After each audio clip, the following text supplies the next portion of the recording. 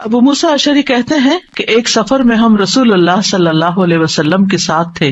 جب ہم کسی وادی میں اترتے تو لا الہ الا اللہ اور اللہ اکبر کہتے اور ہماری آوازیں بلند ہو جاتی.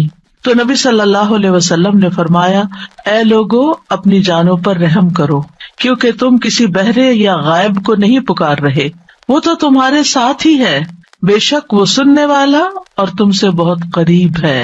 اس کا نام برکتوں والا ہے اور اس کی عظمت بہت ہی بڑی ہے. تو اللہ سبحانہ وتعالی قریب ہے، اس کو ہم چاہیں تو دل ہی دل میں پکارے، سرگوشیوں کے انداز میں پکارے یا اونچی آواز میں پکارے، وہ ہر حال میں سنتا ہے، اور جب وہ سنتا ہے تو جواب بھی دیتا ہے اور ہماری دعائیں قبول بھی کرتا ہے. اس لیے ہمیں اس کو قریب محسوس کر کے اس سے دعائیں کرتے رہنا چاہیے. تو وہ دعا کی قبولیت کے اعتبار سے قریب ہے، دعا کو سننے کے لحاظ سے قریب ہے، اپنے علم کے اعتبار سے سب لوگوں کے قریب ہے، اور خاص طور پر عبادت کرنے والوں اور پکارنے والوں کے قریب ہے. یعنی اس کا قرب دو طرح کا ہے، ایک عام قرب ہے جو سب کے لیے ہے، اور ایک خاص قرب ہے جو اس کے خاص بندوں کے لیے ہے. اور وہ خاص بندے جو عبادت گزار ہیں، جو اس کا ذکر کرتے ہیں، جو اس کے شکر کرنے والے ہیں. تو اللہ سبحانہ تعالیٰ ان کی دعاؤں کو قبول کرتا ہے، ان کی مدد کرتا ہے اور انہیں نیک کاموں کی توفیق عطا کرتا ہے. یہاں پر آپ دیکھ رہے ہیں کہ فَإِنِّي قریب کہہ کے بندے اور رب کے درمیان کوئی فاصلہ نہیں رکھا گیا اس اعتبار سے کہ کوئی اور واسطہ ہو. یہاں اللہ سبحانہ تعالیٰ نے جواب کو قل یا فقل کہہ کے نہیں فرمایا، جیسا کہ دوسری آیات میں آتا ہے. جتنے بھی سوال صحابہ کرام نے رسول اللہ صلی اللہ علیہ وسلم سے کیے تو ان کے جواب میں اللہ تعالیٰ نے فرمایا قل، آپ انہیں بتا دیجئے. لیکن یہاں پر قل بھی نہیں آیا، ڈائریکٹ فإنی قریب، اذا سألک عبادی انی فإنی قریب، یعنی بیچ میں کوئی واسطہ نہیں لایا گیا. تو اس سے یہ پتہ چلتا ہے کہ ہمارے اور ہمارے رب کے بیچ میں کسی اور واسطے اور کسی اور وسیلے کی ضرورت نہیں. اور جب اللہ تعالیٰ نے یا عبادی کہہ دیا تو اس میں سارے بندے شامل ہو جاتے ہیں، چاہے وہ نیک ہوں یا بد ہوں، بڑے ہوں یا چھوٹے ہوں، گناہگار ہوں یا بہت پرہیزگار ہوں، کوئی بھی ہو، جو بھی اپنے رب کو پکارتا ہے رب اس کی پکار کو سنتا ہے اور وہ قریب ہے. لہٰذا جب ہمارا رب قریب ہے اور مجیب ہے، جیسا کہ آپ جانتے ہیں پروگرام کا نام بھی قریب و مجیب اسی لیے رکھا گیا کہ ہمارا اگر اپنے رب سے تعارف ہو جاتا ہے، ہم اپنے رب کو پہچان جاتے ہیں کہ ہم کس کو پکار رہے ہیں اور وہ کہاں ہے، تو جتنا جتنا ہمارا یہ یقین ہوگا کہ وہ ہمارے قریب ہے اور وہ سنتا ہے اور جواب دیتا ہے، اتنی ہی زیادہ محبت اور توجہ کے ساتھ، اخلاص کے ساتھ ہم دعا کریں گے انشاءاللہ. اور پھر آپ دیکھیے کہ اللہ تعالیٰ ہماری دعاؤں کو ضائع نہیں کرتا. اجیب دعوت الداعی اذا دعانی، مطلب یہ ہے کہ جو بھی مجھ سے مانگتا ہے وہ کچھ پا کے ہی لوٹتا ہے، وہ نامراد نہیں ہوتا. جیسے زکریا علیہ السلام نے کہا تھا کہ وَلَمْ أَكُنْ بِدُعَائِكَ رَبِّ شَقِيًّا، کہ اے رب تجھے پکار کر تو میں کبھی بدبخت ہوا ہی نہیں، کبھی مایوس ہوا ہی نہیں، کبھی محروم ہوا ہی نہیں. جب بھی تجھے پکارا تجھ سے کچھ پا ہی لیا. تو اس لیے ہر دعا کرنے والے کو یہ یقین ہونا چاہیے کہ ہماری دعا ضرور سنی جائے گی، کیونکہ شیطان انسان کے دل میں یہ وسوسہ ڈالتا ہے کہ تمہاری دعا قبول نہیں ہوگی. نہیں بھائی، ہر ایک کی دعا قبول ہوتی ہے اگر وہ صحیح معنوں میں اپنے رب کو پکارتا ہے، وہ دعاؤں کو سنتا ہے اور جواب بھی دیتا ہے. ضرورت اس بات کی ہے کہ ہم اپنے دل کو حاضر کر کے اللہ سے مانگیں، اخلاص کے ساتھ مانگیں، اور قبولیت کے جو اوقات ہیں یا جو علامات ہیں ان کو سامنے رکھتے ہوئے مانگیں. اور پھر ساتھ یہ بھی کہا گیا فَلْيَسْتَجِيبُوا لِي وَلْيُؤْمِنُوا بِي لَعَلَّهُمْ يَرْشُدُونَ، کہ انہیں چاہیے کہ وہ بھی میری بات مانیں. یعنی اگر یہ چاہتے ہیں کہ میں ان کی دعائیں قبول کروں تو پھر انہیں بھی چاہیے جب میں انہیں پکارتا ہوں، ایک تو یہ ہے نا کہ ہم اللہ تعالیٰ کو پکارتے ہیں، اور ایک اللہ تعالیٰ بھی ہمیں پکارتے ہیں. یعنی اللہ سبحانہ تعالیٰ کب پکارتے؟ ہر اذان میں پکار آتی ہے، حی علی الصلاۃ حی علی الفلاح. تو پھر ہم کیا کرتے ہیں؟ کیا واقعی ہم صلاح کی طرف جاتے ہیں یا نہیں؟ اسی طرح قرآن مجید میں بہت دفعہ یا ایھا الذین آمنوا کہہ کے ہمیں پکارا گیا ہے. اے لوگو جو ایمان لائے ہو، یا ایھا الناس کہہ کے تمام انسانوں کو پکارا گیا ہے، تو کیا ہم انسان بھی اپنے رب کی پکار کو سنتے ہیں؟ کیا ہم بھی جواب دیتے ہیں؟ کیا ہم بھی اس کی طرف بڑھتے ہیں؟ اور پھر یہ کہ وَلْيُؤْمِنُوا بِی، چاہیے کہ وہ مجھ پر ایمان لائیں، چاہیے کہ وہ میری بات مانیں، لعلہم یرشدون، شاید کہ وہ سیدھی راہ پا جائیں۔ رسول اللہ صلی اللہ علیہ وسلم نے فرمایا، تم میں سے ہر ایک کی دعا قبول کی جاتی ہے جب تک کہ کوئی گناہ یا قطع رحمی کی دعا نہ کرے، بشرطے کہ جلدی بھی نہ کرے۔ پوچھا گیا یا رسول اللہ وہ جلدی کیا ہے؟ فرمایا یہ کہ کوئی یوں کہے کہ میں نے دعا کی اور میں نے دعا کی، یعنی دوبارہ کہ میں نے تو کئی بار دعا کی، بہت دعا کی، میری تو دعا قبول نہیں ہوتی، اور اس طرح وہ تھک ہار کر دعا کرنا چھوڑ دے۔ ایسا نہ کرے بلکہ دعا کرتا رہے، کیونکہ اس کی قبولیت کے مختلف طریقے ہیں۔ تو اللہ سبحانہ وتعالی ہم سے قریب ہے۔ ایک اور آیت میں آتا ہے سورۃ ہود کی، وَإِلَىٰ ثَمُودَ أَخَاهُمْ صَالِحًا قَالَ يَا قَوْمِ اعْبُدُوا اللَّهَ مَا لَكُم مِّنْ إِلَٰهٍ غَيْرُهُ هُوَ أَنشَأَكُم مِّنَ الْأَرْضِ وَاسْتَعْمَرَكُم فِيهَا فَاسْتَغْفِرُوهُ ثُمَّ تُوبُوا إِلَيْهِ إِنَّ رَبِّي قَرِيبٌ مُّجِيبٌ۔ اور سمود کی طرف ان کے بھائی صالح کو بھیجا، اس نے کہا اے میری قوم، اللہ کی عبادت کرو، اس کے سوا تمہارا کوئی معبود نہیں، اسی نے تمہیں زمین سے پیدا کیا اور تمہیں اس میں آباد کیا، سو اس سے بخشش مانگو، پھر اس کی طرف پلٹ آؤ، یقیناً میرا رب قریب ہے، قبول کرنے والا ہے۔ ان ربی قریب مجیب۔ یہاں قوم سمود کی بات کی جا رہی ہے۔ یہ لوگ مدائن کے علاقے میں رہتے تھے جو تبوک اور مدینہ منورہ کے درمیان واقع تھا۔ صالح علیہ السلام نے اپنی قوم کو ایک طرف اللہ سبحانہ تعالیٰ کی عبادت کی دعوت دی، توحید کی دعوت دی کہ صرف وہی تمہارا معبود ہے جس نے تمہیں پیدا کیا، جس نے تمہیں زمین میں آباد کیا، لہذا تم شرک سے اجتناب کرو، صرف اللہ کی طرف رجوع کرو۔ کیوں؟ اس لیے کہ وہ بہت قریب ہے، اپنے بندوں کی دعائیں سنتا ہے۔ تو آپ دیکھیے، جو آپ کے قریب ہو اور جو آپ کی بات بھی سنتا ہو، تو کیا آپ نہیں چاہیں گے کہ آپ اس کے قریب ہوں؟ یہاں پر آپ دیکھیے کہ دعا کرنے سے پہلے دو چیزوں کی بات ہے، استغفار اور توبہ کی، کہ اس سے استغفار کرو اور توبہ کرو تو تمہاری دعائیں قبول ہوں گی۔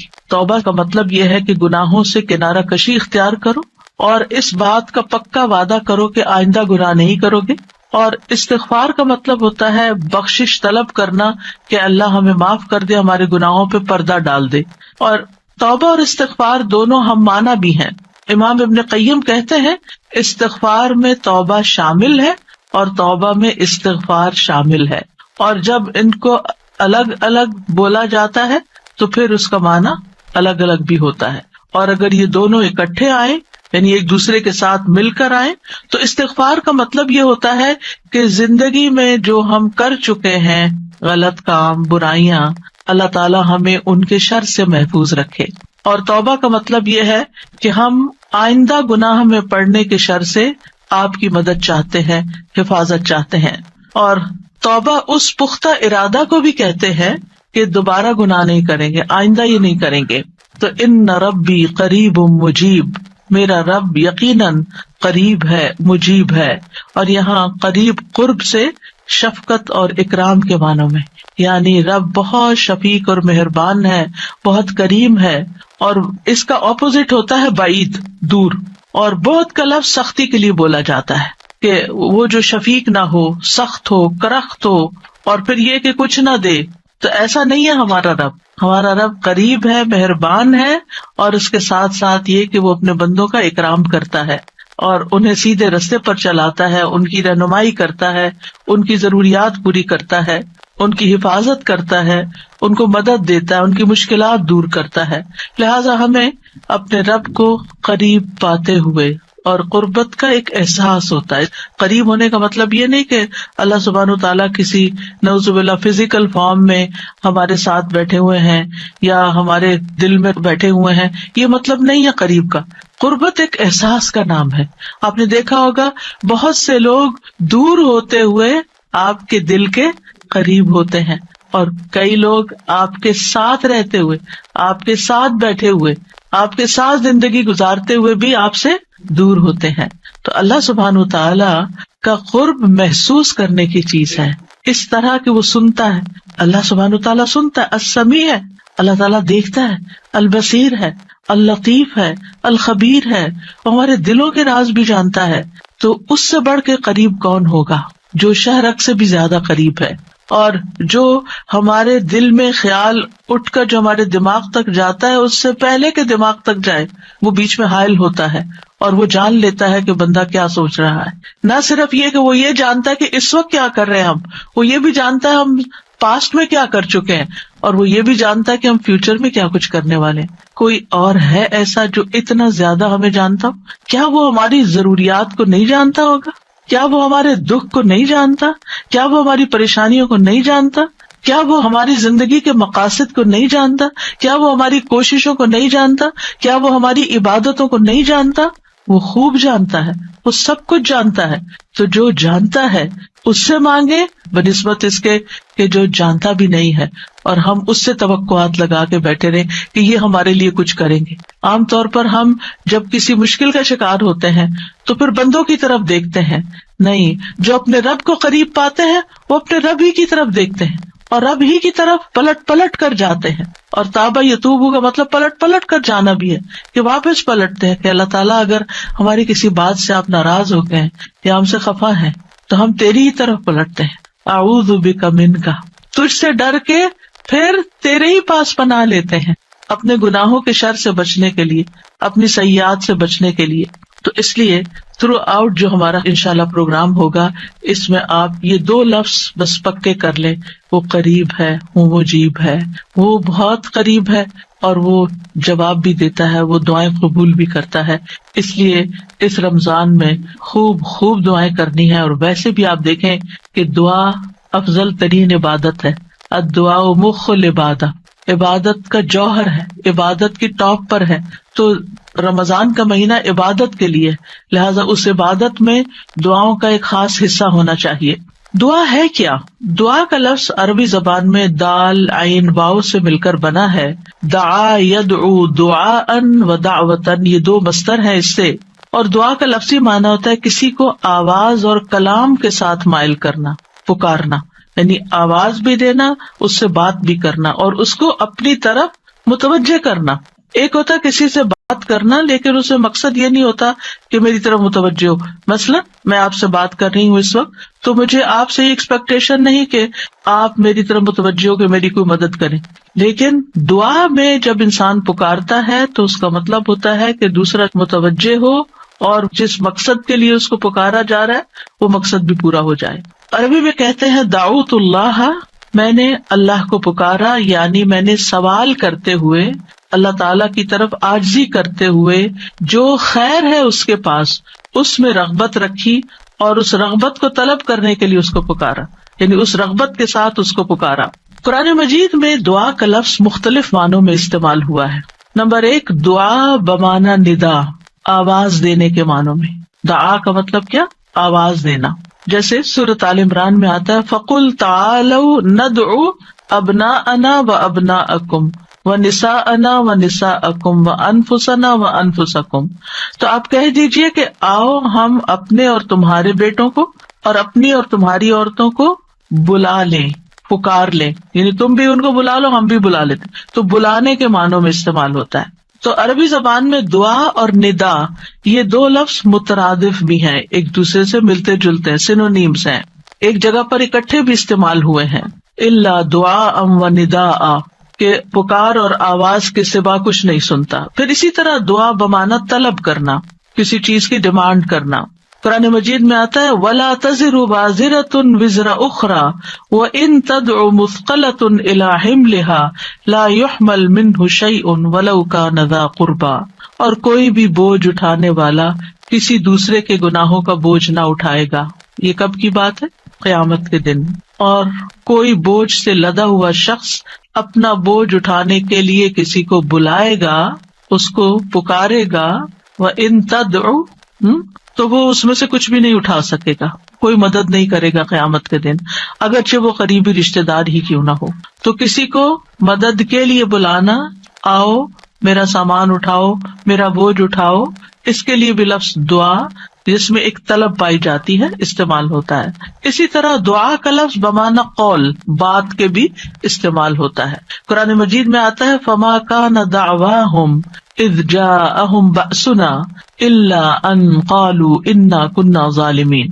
جب ان کے پاس ہمارا عذاب آیا تو ان کا قول اس کے سوا کچھ نہ تھا کہ وہ کہنے لگے بے شک ہم ہی ظالم تھے. تو یہاں پر قول یا بات کے معنوں میں آیا ہے. پھر اسی طرح دعا کا لفظ عبادت کے معنوں میں بھی آتا ہے. سورۃ کہف میں نوجوانوں کا جو قصہ آتا ہے جس میں وہ اب ایمان کو بچانے کے لیے غار کی طرف جا رہے تھے تو اللہ تعالیٰ نے ان کے بارے میں فرمایا وَرَبَطْنَا عَلَىٰ قُلُوبِهِمْ إِذْ قَامُوا فَقَالُوا رَبُّنَا رَبُّ السَّمَاوَاتِ وَالْأَرْضِ لَن نَّدْعُوَ مِن دُونِهِ إِلَٰهًا لَقَدْ قُلْنَا إِذًا شَطَطًا.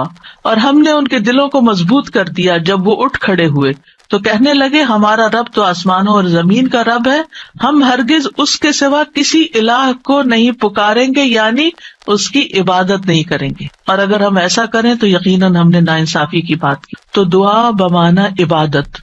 پھر اسی طرح پانچواں معنی قرآن مجید میں دعا بمعنی فریاد کرنا، طلب کرنا، فریاد کرنا. اور اس میں وَإِن كُنتُمْ فِي رَيْبٍ مِّمَّا نَزَّلْنَا عَلَىٰ عَبْدِنَا فَأْتُوا بِسُورَةٍ مِّن مِّثْلِهِ وَادْعُوا شُهَدَاءَكُمْ. اگر تمہیں اس قرآن میں شک ہے جو ہم نے اپنے بندے پر نازل فرمایا تو اسی طرح کی ایک سورت تم بھی بنا لاؤ اور اللہ کے سوا اپنے گواہوں مددگاروں کو بھی بلا لو. فریاد کرو کہ وہ آئے اور تمہاری مدد کرے، یعنی مدد کے لیے پکارنا، یہ معنی ہے. پھر اسی طرح دعا بمعنی کسی چیز کی ترغیب دینا، یعنی کسی چیز کی طرف دعوت دینا. نوح علیہ السلام نے اپنی قوم کو پکارا تھا قال رب انی دعوت قومی لیلا ونہارا. اس نے کہا ہے میرے رب بے شک میں نے اپنی قوم کو رات اور دن پکارا، ان کو دعوت دیتا رہا دین کی طرف، اپنے رب کی طرف. اور اس میں معنی عبادت کا بھی ہے کہ اللہ کی عبادت کرو تو عبادت کی دعوت میں ان کو دیتا رہا. پھر اسی طرح دعا بمعنی منسوب کرنا، نسبت دینا. ادعوہم لآبائہم، ان بچوں کو ان کے حقیقی باپوں کی نسبت سے پکارو، یعنی ادعوہم کا مطلب ہے کہ ان کو اپنے باپوں کی طرف ہی منسوب کرو، جن کے وہ بچے ہیں باپ کا نام نہیں بدلو. اور آٹھواں معنی ہے سوال کرنا، دعا بمعنی سوال. جیسے بنی اسرائیل نے موسیٰ علیہ السلام سے کہا قالوا ادع لنا ربک یبین لنا ما ہی، انہوں نے کہا تم اپنے رب سے ہمارے لیے دعا کرو. تو یہ جو دعا ہے یہ بمعنی سوال ہے، یعنی مانگو کہ وہ ہمارے لیے بیان کر دے کہ وہ گائے کس طرح کی ہو. تو قرآن مجید میں یہ دعا کا لفظ مختلف معنوں میں استعمال ہوا ہے، لیکن دعا کا عمومی شرعی معنی کیا ہے؟ اللہ کی بارگاہ میں عاجزی کے ساتھ سوال کرنا اور اللہ کے پاس جو خیر ہے اس میں راغب ہونا، رغبت رکھنا. اللہ کی بارگاہ میں اللہ کے حضور عاجزی کے ساتھ سوال کرنا، چیخ چلا کے نہیں بلکہ بہت ہمبل طریقے سے. اور جو خیر اللہ کے پاس ہے اس میں رغبت رکھنا، اس کا شوق رکھنا. طیبی کہتے ہیں اس سے مراد ہے اللہ کی بارگاہ میں انتہا درجے کی عاجزی، انکساری اور محتاجگی ظاہر کرنا.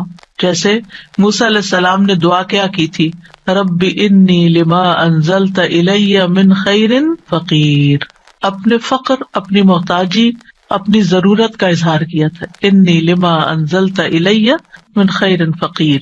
امام ابن قیم کہتے ہیں اس سے مراد ہے ایسی چیز کو طلب کرنا جو دعا کرنے والے کو فائدہ دے، یعنی فائدے کی چیز حاصل کرنے کے لیے سوال کرنا، اور ایسی چیز کو دور کرنے کے لیے طلب رکھنا جو اس کو نقصان دیتی ہو. تو پھر دو طرح سے دعا کرتا ہے انسان، کچھ فائدے کی چیزیں مانگتا ہے اور کچھ نقصان والی چیزوں کو دور کرنے کے لیے اللہ سے درخواست کرتا ہے. ہماری شریعت میں دعا کی دو بڑی اقسام ہیں، ایک ہے دعائے عبادت اور ایک ہے دعائے مسئلہ. دعائے عبادت کیا ہے؟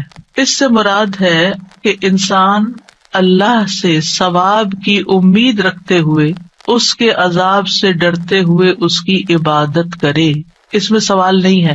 تو عربی میں دعا بمعنی عبادت بھی استعمال ہوتا ہے.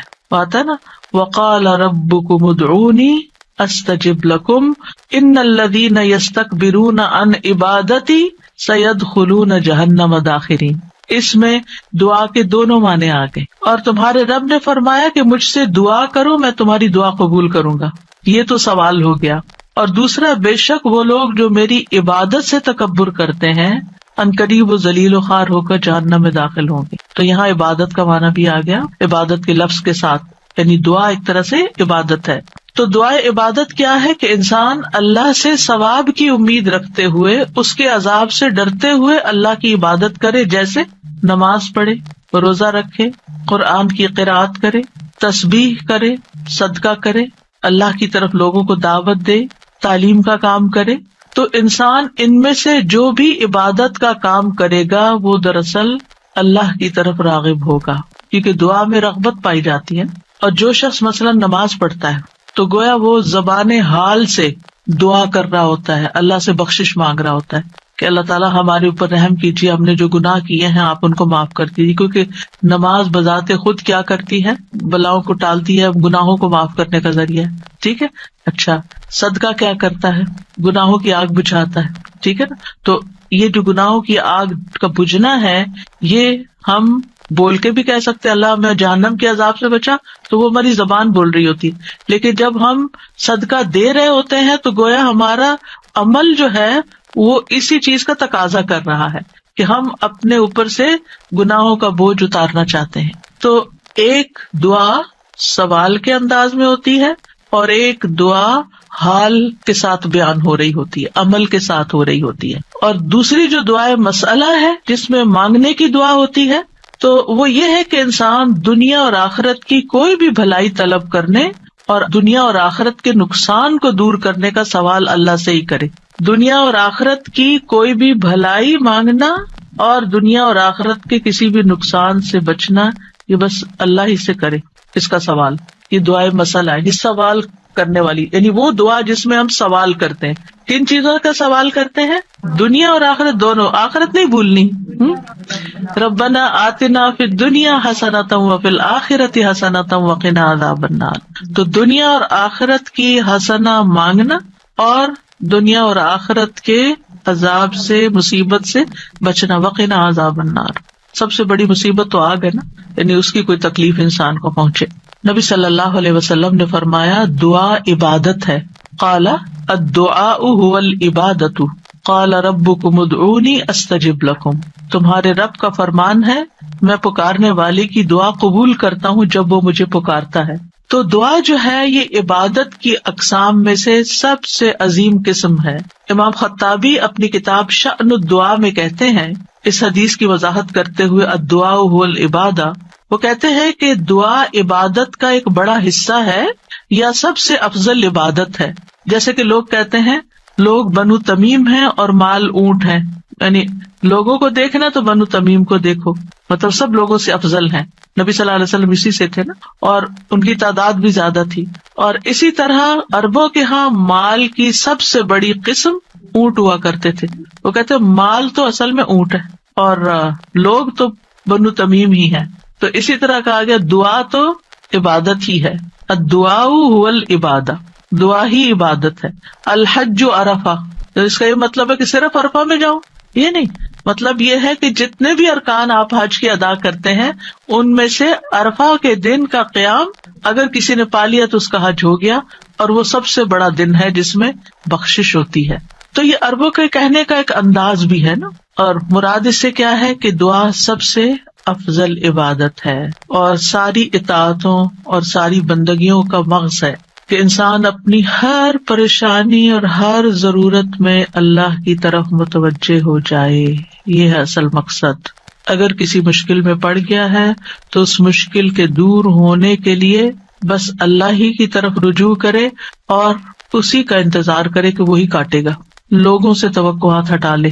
اس کا مطلب نہیں کہ ہم لوگوں سے ہیلپ لے نہیں سکتے، آپ لوگوں سے ہیلپ لے سکتے ہیں، آپ ان کو بتا سکتے ہیں کہ آپ کس مشکل میں اور اس کا حل کیا ہے، لیکن ان سے توقع نہ رکھے کہ یہ میری مشکل حل کر دیں گے. مثلاً آپ کو کوئی پرابلم ہوئی ہے، آپ کسی سے مشورہ کرنا چاہتے ہیں، آپ کسی سے کاؤنسلنگ لینا چاہتے ہیں، آپ ضرور لیں، لیکن یہ توقع نہ رکھیں کہ یہ آپ کا مسئلہ حل کر دے گا یا بس یہی آپ کے لیے سب کچھ ہو گیا.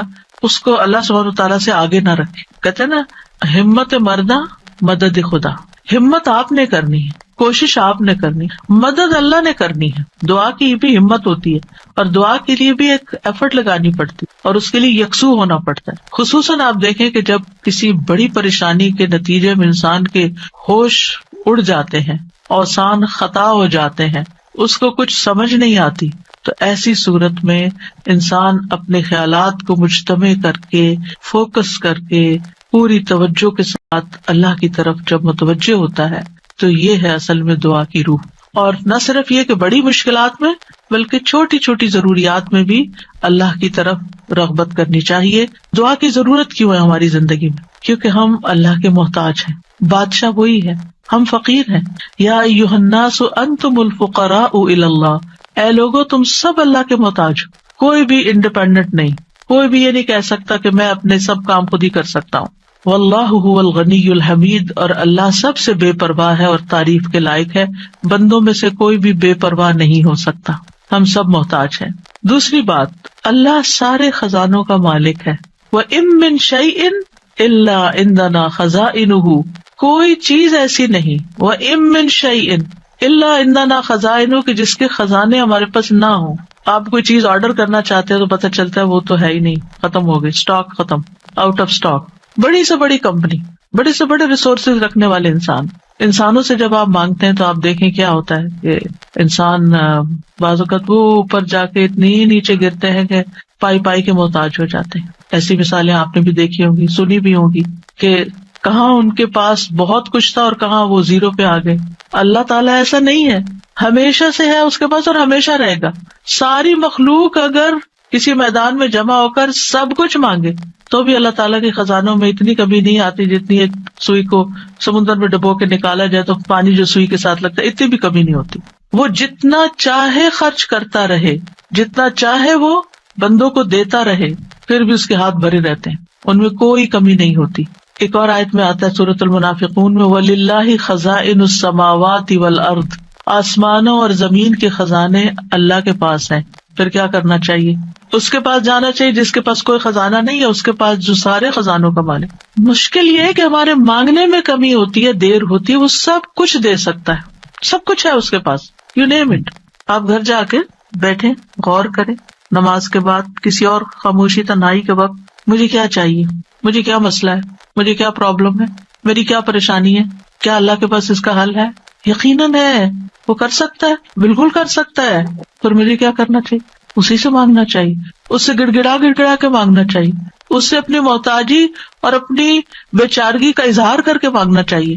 اَمَّن يُجِيبُ الْمُضْطَرَّ إِذَا دَعَاهُ وَيَكْشِفُ السُّوءَ، اللہ تعالیٰ آپ سے پوچھتے ہیں کون ہے جو بے قرار کی، مضطر، بے قرار، بے چین انسان کی بات سنتا، اس کو جواب دیتا. اَمَّن يُجِيبُ الْمُضْطَرَّ إِذَا دَعَاهُ، جب بھی وہ اس کو پکارتا ہے. وَيَكْشِفُ السُّوءَ، اور وہ تکلیف کو دور بھی کرتا ہے. ایسا نہیں کہ وہ صرف سن رہا ہے، اس نے وہ تکلیف دور بھی کر دینی ہے. اور آپ کہیں گے بس اتنی سی بات تھی، میں اس کو اتنا پہاڑ بنائے ہوئی تھی، اپنی زندگی کا بہت بڑا مسئلہ بنائے ہوئے تھی، اور اللہ تعالیٰ کے لیے بس اتنی سی بات تھی. میرے مانگنے میں کمی تھی، اس کے پاس نہیں کمی. ہماری دعا میں کمی ہے، ہمارے اخلاص میں کمی ہے، اس کے دینے میں کمی نہیں ہے. اس طرح پکارا کرے نا کہ اللہ تعالیٰ آپ تو دے کر کسی کمی کا شکار نہیں ہوتے، لیکن میری کمی پوری ہو جائے گی. پھر آپ دیکھیں ہر بھلائی دینے اور ہر تکلیف دور کرنے پہ قادر ہے. سورۃ الانعام میں آتا ہے وَإِن يَمْسَسْكَ اللَّهُ بِضُرٍّ فَلَا كَاشِفَ لَهُ إِلَّا هُوَ وَإِن يَمْسَسْكَ بِخَيْرٍ فَهُوَ عَلَى كُلِّ شَيْءٍ قَدِيرٌ.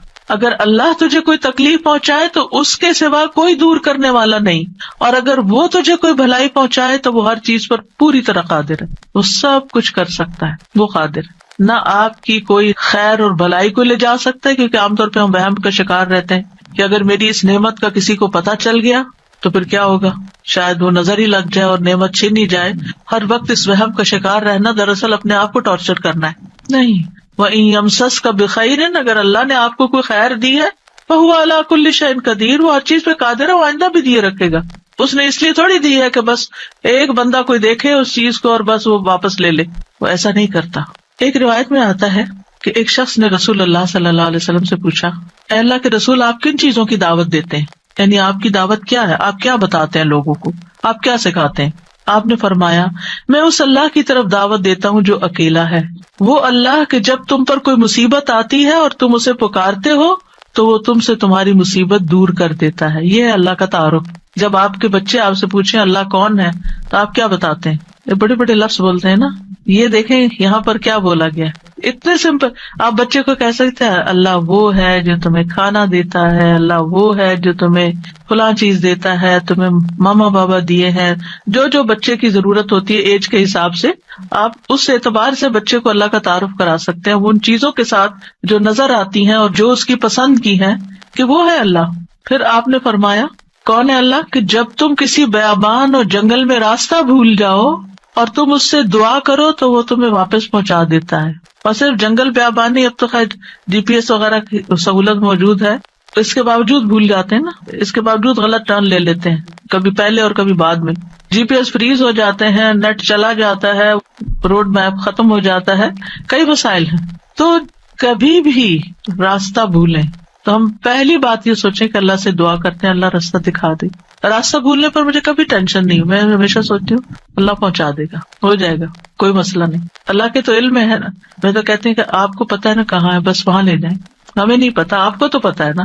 تو جب آپ اللہ سے مانگتے ہیں، کبھی لاڈ پیار سے، کبھی اس کی کسی صفت کا واسطہ دے کر، کبھی اپنی عاجزی محتاجی ظاہر کر کے، تو وہ ضرور سنتا ہے. پھر فرمایا وہ ذات کہ جب تم قحط سالی میں مبتلا ہوتے ہو اور تم اس سے دعا کرتے ہو تو وہ تم پر پیداوار ظاہر کر دیتا ہے، یعنی تمہاری پیداوار اگا دیتا ہے زمین سے. یہ ہے اللہ، یہ اللہ کا تعارف. پھر آپ دیکھیے کہ ہم کیوں اللہ سے مانگے، کیونکہ زمین و آسمان کی ساری مخلوق اللہ ہی سے مانگتی ہے، تو ہم کیوں نہ مانگے.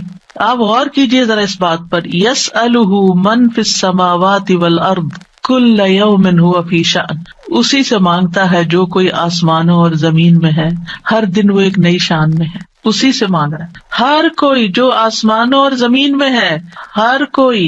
کون کون ہے آسمانوں اور زمین میں؟ آسمانوں میں فرشتے ہیں جن کو ہم جانتے ہیں، زمین پر انسان اور جنات ہیں، اس کے علاوہ جو اور مخلوقات ہیں، وہ ساری مخلوق اللہ سے مانگ رہی ہے. اگر ساری مخلوق اللہ سے مانگتے اور ہم کسی اور سے مانگنا شروع کر دیں، غیر اللہ سے مانگیں، تو کتنی حماقت والی بات ہے نا. اللہ نے عقل اسی لیے دی تھی کہ ہم اللہ ہی کو نہ پہچانے. تو اللہ سبحانہ و تعالیٰ سے سوال کرنے کے اعتبار سے 4 طرح کے لوگ ہیں. امام ابن تیمیہ کہتے ہیں پس تمام آسمانوں اور زمین کے لوگ اللہ سے سوال کرتے ہیں تو ان کے 4 درجات بن جاتے ہیں. پہلی قسم، کچھ وہ لوگ ہوتے ہیں جو نہ ہی اللہ کی عبادت کرتے ہیں نہ ہی اس سے مدد طلب کرتے ہیں، حالانکہ اللہ نے ان کو پیدا کیا، ان کو رزق دیا، ان کو عافیت دی. تو یہ کون ہے؟ نہ اللہ کی عبادت نہ ہی اس سے دعا، کچھ بھی نہیں، کوئی تعلق نہیں. دوسری قسم کے وہ لوگ ہوتے ہیں جو اللہ سے مدد طلب کرتے ہیں تو وہ ان کی مدد کر دیتا ہے، لیکن وہ اللہ کی عبادت نہیں کرتے، عبادت نہیں کرتے. ہاں جب کوئی مسئلہ پیش آتا ہے تو پھر کیا کرتے ہیں؟ پھر دعا کر لیتے ہیں. ایسے لوگ آپ نے دیکھے ہوں گے، نماز نہیں، روزہ نہیں، صدقہ خیرات کچھ نہیں، ہاں کوئی مشکل پیش آئے تو پھر اللہ سے دعا کرتے ہیں. تیسری قسم کے کچھ وہ لوگ ہوتے ہیں جو اللہ کی عبادت اور اطاعت طلب کرتے ہیں لیکن نہ ہی اس سے مدد مانگتے ہیں نہ اس پہ توکل کرتے ہیں. نماز روزہ کر لیں گے، دعا نہیں کرتے، کہتے ہیں اللہ کو پتہ ہی ہے نا کیا چاہیے، اب مانگنا کس لیے. نہیں، اللہ تعالیٰ خود فرماتے وقال ربکم ادعونی، تمہارا رب کہتا ہے مجھ سے دعا کرو، تو کیوں نہ دعا کریں، ہمیں دعا کرنی ہے. چوتھی قسم کے وہ لوگ ہوتے ہیں جو اللہ کی عبادت بھی کرتے ہیں اور اس سے دعا بھی کرتے ہیں، اس سے مدد بھی طلب کرتے ہیں. تو اللہ تعالیٰ اپنی عبادت اور اطاعت پر ان کی مدد کرتا ہے. جیسے ہم کہتے ہیں رب اعنی علی ذکرک و شکرک و حسن عبادتک، تو اللہ تعالیٰ مدد بھی فرماتا ہے. اب ہم اپنے آپ کو دیکھیں کہ ہم کون سی کیٹیگری میں فال کرتے ہیں، ہم کہاں ہیں. کیا ہم ان لوگوں میں ہیں جو عبادت بھی کرتے ہیں اور دعا بھی کرتے ہیں، تو یہ ٹاپ کلاس کے لوگ ہیں، اور باقی اللہ تعالیٰ کے حق میں کبھی کوتاہی کرتے ہیں. تو ہمیں دعا کرتے رہنا چاہیے، اللہ تعالیٰ کو پکارتے رہنا چاہیے، ہر ضرورت میں، ہر مقصد میں، ہر پریشانی میں، ہر دکھ میں، ہر بیماری میں، ہر موقع پر، ہر چیز کے لیے، چھوٹی سے چھوٹی چیز کے لیے، بڑی سے بڑی چیز کے لیے اللہ ہی سے مانگنا چاہیے. کیونکہ وہ دے کر احسان نہیں جتاتا، وہ دے کر شرمندہ نہیں کرتا، وہ دے کر ہم سے واپس نہیں مانگتا، وہ بغیر شرط کے دیتا ہے، غیر مشروط دیتا ہے. وَإِذَا سَأَلَكَ عِبَادِي عَنِّي فَإِنِّي قَرِيبٌ أُجِيبُ دَعْوَةَ الدَّاعِ إِذَا دَعَانِ فَلْيَسْتَجِيبُوا لِي وَلْيُؤْمِنُوا بِي لَعَلَّهُمْ يَرْشُدُونَ. وَإِذَا سَأَلَكَ عِبَادِي عَنِّي فَإِنِّي قَرِيبٌ أُجِيبُ دَعْوَةَ الدَّاعِ إِذَا دَعَانِ فَلْيَسْتَجِيبُوا لِي وَلْيُؤْمِنُوا بِي لَعَلَّهُمْ يَرْشُدُونَ. تو ہمیں مانگتے رہنا چاہیے کیونکہ وہ قریب ہے، وہ مجیب ہے. اللہ سبحانہ وتعالیٰ اپنے بندوں کو خود فرماتا ہے کہ اللہ سے اس کے فضل کا سوال کرو، یہ اللہ کا حکم ہے. سورۃ النساء میں آتا ہے وَاسْأَلُوا اللَّهَ مِن فَضْلِهِ، اور اللہ سے اس کے فضل کو مانگو کہ اللہ اپنا فضل فرما. فضل کیا ہوتا ہے؟ جو ہم ڈیزرو نہیں کرتے، نہ اپنی عبادت کی وجہ سے، نہ کسی محنت کی وجہ سے، نہ کسی قابلیت کی وجہ سے، نہ کسی ہنر کی وجہ سے. ہم ڈیزرو نہیں کرتے لیکن آپ دے سکتے. ہم پھر بھی آپ سے مانگتے ہیں، چاہے ہم اس قابل نہیں لیکن پھر بھی آپ سے مانگ، آپ ہمیں عطا کیجیے. اور اللہ تعالیٰ کو یہ بات پسند ہے کہ بندے اس سے مانگیں، کیونکہ بندے کو جب کسی چیز کی ضرورت ہوتی ہے نا اور وہ اس کو اللہ تعالیٰ سے مانگتا ہے تو وہ اللہ تعالیٰ کے ساتھ کنیکٹ ہو جاتا ہے، اللہ تعالیٰ کو یاد کرتا ہے، اس کے سامنے اپنی حالت کا اظہار کرتا ہے، اپنا دکھ، اپنا شکوہ، اپنا غم، اپنا رنج، اپنی پریشانی اس کو سناتا ہے، جو سن کر آگے نشر نہیں کرتا. جب ہم بندوں کے سامنے اپنی کسی پریشانی کا ذکر کر دیتے ہیں تو بعض اوقات کیا کرتے ہیں، وہ آگے بیان کر دیتے ہیں اور یوں آپ کے راز کھل جاتے ہیں، آپ کا مرتبہ اور مقام لوگوں کی نگاہ میں گر جاتا ہے. کچھ لوگ آپ سے حسد کرنے لگتے ہیں، کچھ لوگ آپ کی تکلیف پہ خوش ہوتے ہیں. تو اس لیے ہمیں اللہ سبحانہ تعالیٰ کے سامنے ہی اپنے رنج اور دکھ کی فریاد رکھنی چاہیے. اللہ تعالیٰ اپنے بندوں کو ہر چیز کو اسی سے مانگنے کا حکم دیتا ہے. اب ہر چیز میں کیا ہے؟ صحیح مسلم کی روایت ہے، ابو ذر غفاری رضی اللہ عنہ کہتے ہیں کہ نبی صلی اللہ علیہ وسلم اپنے رب تبارک و تعالیٰ سے روایت کرتے ہیں کہ بے شک اللہ تعالیٰ فرماتا ہے، اے میرے بندو تم سب گمراہ ہو سوائے اس کے جسے میں ہدایت دوں، پس تم مجھ سے ہدایت مانگو میں تمہیں ہدایت دوں گا. نمبر 1 دعا کیا ہونی چاہیے؟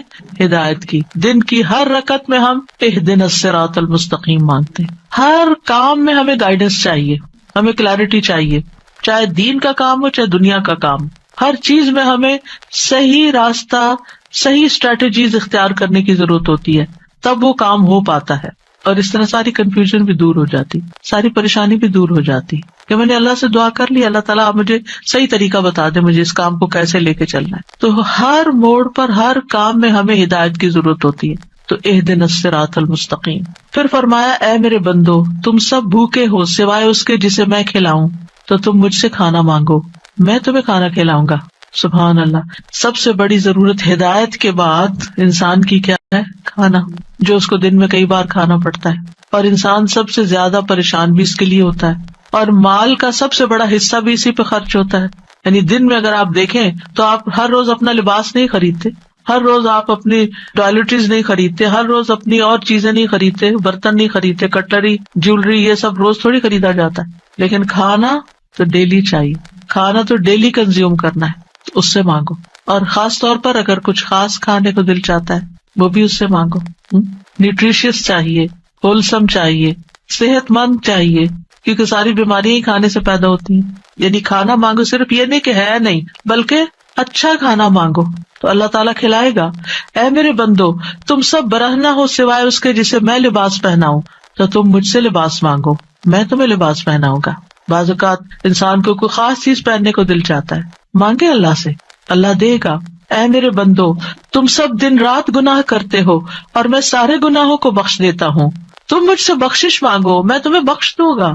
کیوں اپنے اوپر بوجھ لیے پھرتے ہو؟ کتنے گناہ کر لیے، بہت لیٹ کر دیا، پتہ نہیں اب میری معافی ہوگی یا نہیں، اب میں کیا کروں؟ وہ معاف کر دے گا، مانگ کر تو دیکھو. اے میرے بندو اگر تمہارے اولین و آخرین اور جن و انس ایک صاف چٹیل میدان میں کھڑے ہو کر مجھ سے مانگنے لگے اور میں ہر ایک کو جو مجھ سے مانگ رہا ہے وہ سب کچھ دے دوں جو وہ مانگ رہا ہے، تو میرے خزانوں میں کوئی کمی نہیں ہوگی مگر جتنی سمندر میں سوئی ڈال کر نکالنے سے کمی آتی، کچھ کمی نہیں. مانگو، اس کا تو کچھ نہیں بگڑتا، اس کا تو کچھ کم نہیں ہوتا. نبی صلی اللہ علیہ وسلم نے بھی اللہ سے مانگنے کا حکم دیا ہے۔ عبداللہ بن عباس کہتے ہیں ایک دن وہ رسول اللہ صلی اللہ علیہ وسلم کے پیچھے سوار تھے تو رسول اللہ صلی اللہ علیہ وسلم نے ان سے فرمایا، اے لڑکے، میں تجھے چند کلمات سکھا رہا ہوں، احفظ اللہ یحفظک، تم اللہ کے احکام کی حفاظت کرو، اللہ تمہاری حفاظت کرے گا۔ احفظ اللہ تجدہ تجاہک، اللہ کی حفاظت کرو یعنی اللہ تعالیٰ کے احکامات کی، تم اسے اپنے سامنے پاؤ گے، قریب پاؤ گے۔ اذا سألت فاسأل اللہ، جب تمہیں مانگنا ہو اللہ سے مانگو، جب تمہیں مانگنا ہو، کچھ بھی مانگنا ہو۔ وَإِذَا اسْتَعَنْتَ فَاسْتَعِنْ بِاللَّهِ، اور جب مدد چاہیے اللہ سے مدد مانگو، کسی بھی طرح کی مدد، یعنی مدد صرف مالی مدد نہیں ہوتی، یا مدد صرف ان چیزوں کی نہیں ہوتی اوپر جن چیزوں کا ذکر ہوا ہے، مدد تو ہمیں ہر کام میں چاہیے۔ ہم کون سی لائن اختیار کریں، کون سا پیشہ اختیار کریں، کون سی جاب لیں، کون سی نہ لیں، کیا کریں کیا نہ کریں، فلاں جگہ جانا ہے جائیں یا نہ جائیں، ہر معاملے میں۔ اور یہ جو ہمیں استخارہ سکھا دیا گیا تو یہ بھی تو یہی ہے۔ اور اس استخارے میں بھی آپ دیکھیے، اذا سألک عبادی انی فانی قریب اجیب دعوت الداعی اذا دعانی، اس میں بھی آپ دیکھیں بیچ میں واسطہ نہیں رہا نا، تو ہم کسی سے نہیں کہہ سکتے آپ میرا استخارہ کریں، آپ اپنے لیے خود ہی خیر مانگے۔ آپ صلی اللہ علیہ وسلم نے عبداللہ بن عباس سے کہا، جان رکھو اگر ساری دنیا مل کر بھی تمہیں نفع پہنچانا چاہے تو تمہیں نفع نہیں پہنچا سکتی سوائے اس کے جو اللہ نے تمہارے لیے لکھ دیا، اور اگر وہ سارے مل کر تمہیں کوئی نقصان دینا چاہیں نقصان نہیں دے سکتے سوائے اس کے جو اللہ نے تمہارے لیے لکھ دیا۔ کتنا بڑا توکل سکھاتی ہے یہ بات، کتنی فکریں پریشانیاں دل سے اور دماغ سے بالکل آف لوڈ ہو جاتی، کچھ نہیں ہوتا، کوئی کچھ نہیں بگاڑ سکتا۔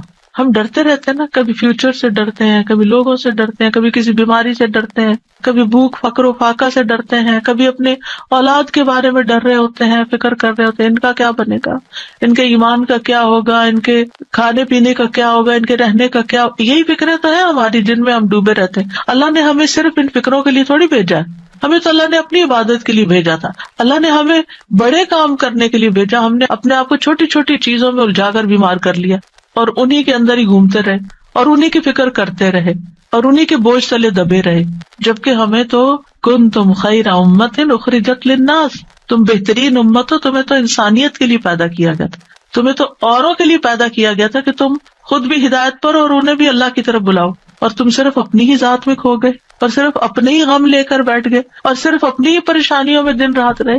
ان سب چیزوں کو تو اللہ کے حوالے کرنے کی ضرورت ہے، وہ ٹیک کیئر کرے گا۔ ان تنصروا اللہ ینصرکم، اگر تم اللہ کی مدد کرو گے اللہ تمہاری مدد کرے گا، اور وہ ضرور کرے گا۔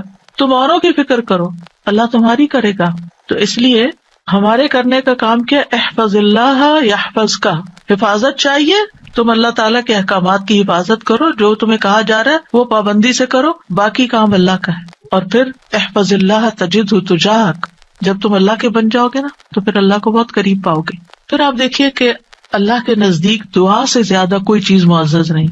دعا انسان کو عزت دیتی ہے، جب انسان بندوں کے آگے ہاتھ پھیلاتا ہے تو ذلیل ہوتا ہے، اور جب اللہ سے مانگتا ہے دو ہاتھ اٹھا کے، بندوں کے سامنے تو ہم ایک ہاتھ پھیلاتے ہیں اور اللہ کے سامنے دو ہاتھ پھیلاتے ہیں، اور جب انسان اللہ سے مانگتا ہے تو اللہ اس بندے سے محبت کرتا ہے اور اس بندے کو دیتا ہے، نوازتا ہے اور عزت دیتا ہے، اپنی جناب سے دیتا ہے۔ اور جب بندوں سے مانگتے ہیں تو وہ کبھی دیتے ہیں کبھی نہیں دیتے، اور کبھی دے کے اذیت بھی دیتے ہیں، اور پھر احسان جتاتے ہیں، دکھ دیتے ہیں، ذلیل کرتے ہیں، بعض اوقات آپ کی انا کو مجروح کر دیتے ہیں، آپ کی عزت کو مجروح کر دیتے ہیں، آپ کو بعض اوقات بدنام کر دیتے ہیں۔ تو اللہ کے نزدیک دعا سے زیادہ کوئی چیز معزز نہیں۔ لیس شیء اکرم علی اللہ من الدعاء، پھر یہ کہ اللہ تعالیٰ دعائیں سنتا ہے۔ وَلَقَدْ نَادَانَا نُوحٌ فَلَنِعْمَ الْمُجِيبُونَ، یقیناً نوح نے ہمیں پکارا تو ہم بہت اچھے قبول کرنے والے ہیں۔ ہم نے ان کی سنی، ہمیں کیوں بتایا جا رہا ہے؟ تاکہ تم بھی پکارو، تمہاری بھی سنی جائے گی۔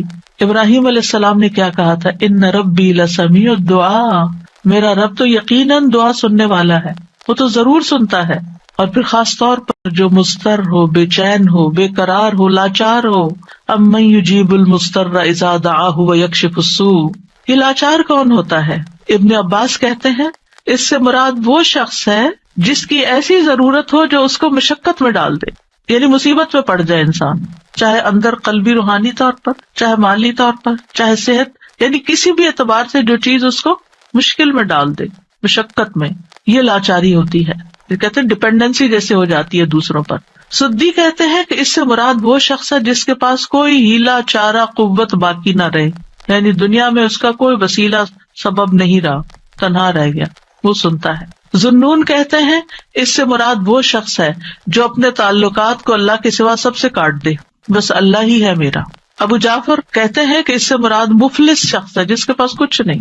سہل بن عبداللہ کہتے ہیں اس سے مراد وہ شخص ہے جو اپنے ہاتھ دعا مانگتے ہوئے اللہ کی طرف بلند کرتا ہے، اوپر اٹھاتا ہے، حالانکہ اس کے پاس اطاعت کا کوئی نیکی کا کام نہیں ہوتا جس کو وہ وسیلہ بنا سکے. لاچار. اب ہر جگہ سے مایوسی ہوگی، اب ایک ہی راستہ ہے، اور وہ راستہ شیطان کہتا ہے تم تو اتنے نافرمان ہو، تمہاری نہیں سنی جائے گی. نہیں، وہ پھر بھی سنتا ہے. اما یجیب المضطر. اصل میں بندے تو ہم اللہ ہی کے ہیں نا، چاہے ہم اللہ کو اپنا بنائیں یا نہ بنائیں، ہیں تو اسی کے، جانا تو اسی کی طرف ہے، دنیا میں بھی اسی کی طرف جانے کی ضرورت پیش آتی ہے. اور پھر آپ دیکھیے کہ اللہ تعالیٰ کا قبولیت کا وعدہ بھی ہے اور وہ بندوں کی حاجات پوری کرتا ہے.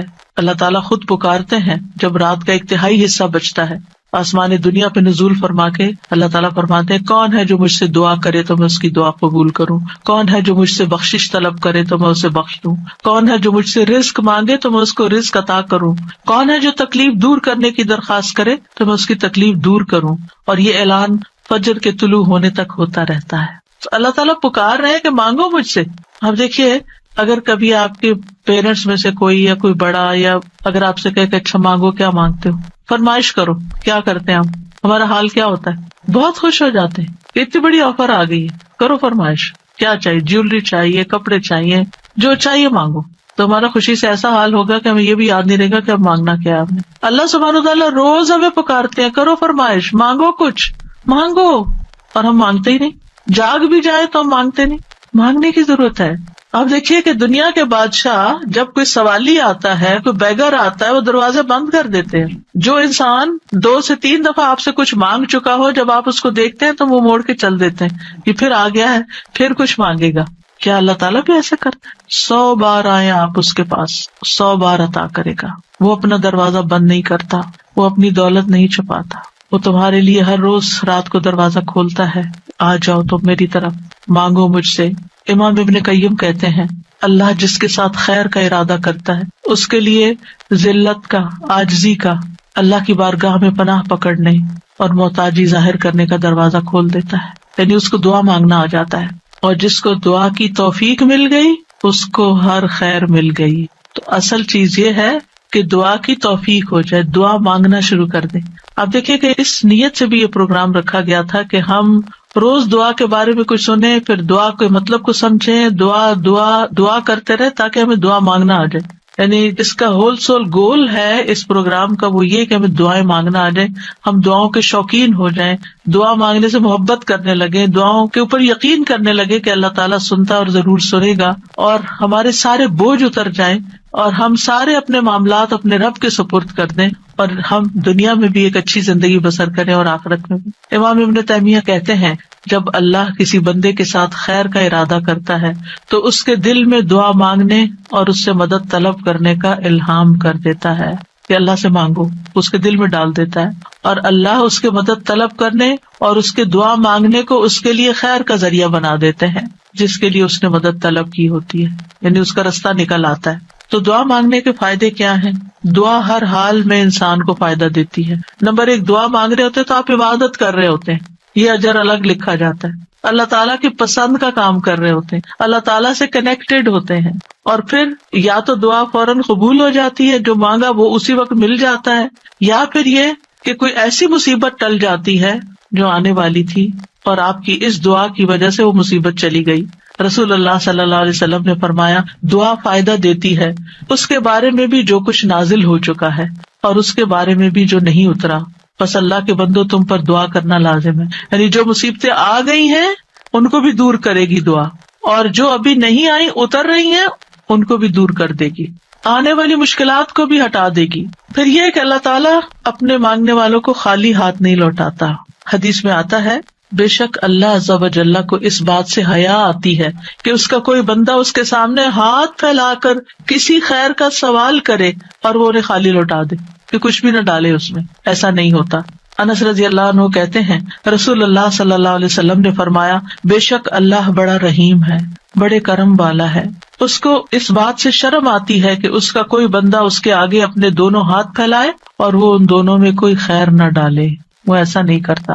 جو مسلمان بھی اپنی حاجت اللہ کے آگے رکھ دیتا ہے اللہ تعالیٰ اسے ضرور نوازتا ہے، ضرور دیتا ہے۔ رسول اللہ صلی اللہ علیہ وسلم نے فرمایا جو مسلمان اپنا چہرہ اللہ کے سامنے گاڑ کر یعنی پورے فوکسڈ طریقے سے توجہ کے ساتھ کسی چیز کا سوال کرتا ہے وہ اس کو وہ چیز ضرور عطا کرتا ہے، خواہ جلدی عطا کرے یا ذخیرہ کر کے رکھ لے، اس کے لیے اگلی دنیا میں عطا کرے۔